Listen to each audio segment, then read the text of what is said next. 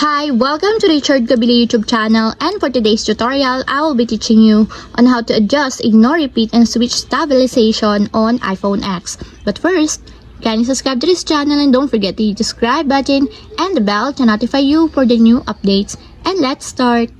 Using your iPhone X, from your home screen, first go to Settings. Then in the settings, scroll down and find the accessibility and then tap.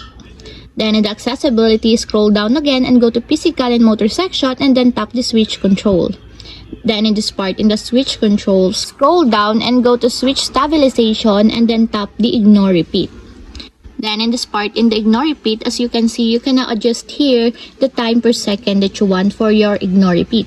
For example, you want to increase the time per second, just tap the positive sign located on the right side. And if you want to lessen or decreases the time per second of your ignore repeat, just tap the negative sign located on the left side.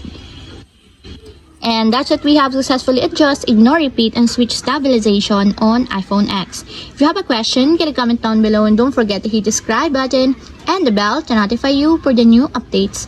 And thank you for watching!